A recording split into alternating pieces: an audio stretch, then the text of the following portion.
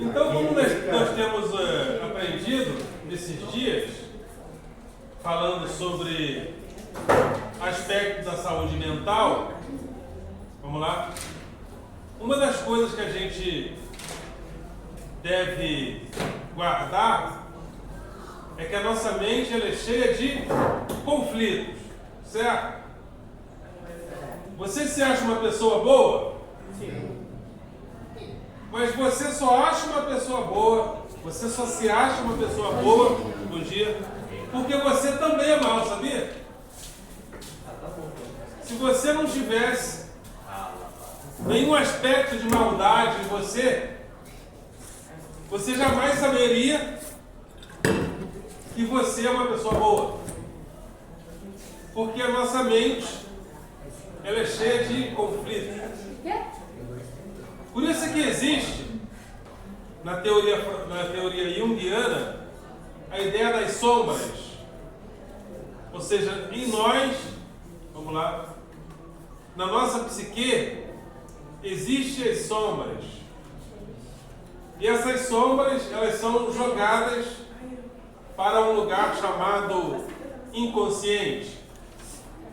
Porque nós não queremos ter contatos com as nossas sombras. Mas às vezes, quando você está sonhando, a sombra aparece, certo? Ou você nunca teve um sonho de que estava matando alguém? Você nunca sonhou com isso? Eu acho que só eu que não, né? Acho que não, sei lá. Mas às vezes você sonha que está fazendo uma maldade. Ou seja, os nossos sonhos e pesadelos, eles são um dos resultados dos nossos desejos. Nós sonhamos com os nossos desejos também. Então, Eros e Psique é um mito grego que denota essa relação conflituosa que nós temos. Eros é a palavra que origina o termo erotismo e psique é a nossa mente. E Eros e psique está sempre em conflito. Por exemplo, qual o homem dotado de uma saúde razoável não se perde com uma bela cruzada de perna? Acho que qualquer um, né? Se perde. Você fica meio perdido. Alguém dá aquela cruzada de perna, você se perde naquela imagem. Mas, porque a nossa energia erótica, ela vai mais longe e mais depressa do que a nossa energia psíquica, às vezes, do que a nossa razão. Então, então, às vezes, uma atração que nós sentimos, ela ocorre, mas nós precisamos de alguns valores da razão para conter aquela energia.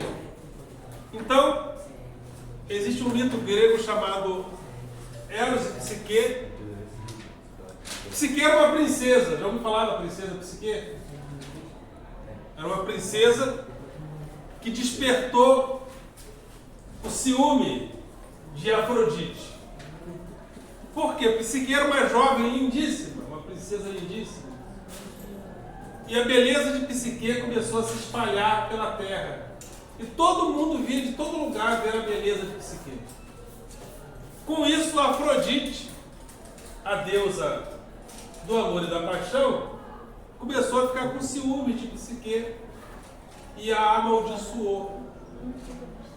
E ela chamou o seu filho Eros para fazer mal a Psique. E ele deveria ir até o quarto de Psique enquanto ela estava dormindo para fazer-lhe mal. Só que Psique era uma jovem tão bela que quando Eros viu Psique, Eros é o cupido, tá? É o mesmo. Quando o Eros viu Psique, ele se assustou com aquela beleza, se feriu com a sua própria flecha e se apaixonou por Psique. E naquilo que ele se apaixonou por Psique, ele não conseguiu cumprir a missão da mãe dele, porque a mãe dele, Afrodite, falou: faça o mal a Psique. E esse mal deveria ser o seguinte: Psique se casaria com um monstro terrível. Ou seja, mas como ele não conseguiu fazer o mal a Psique, que ele se feriu com a sua própria flecha, ele acabou se unindo a Psique. Então, Eros e Psique é um símbolo, ou seja, é um exemplo do conflito que existe entre as nossas paixões e a nossa mente. Ou seja, a nossa mente só existe porque ela é cheia de conflitos.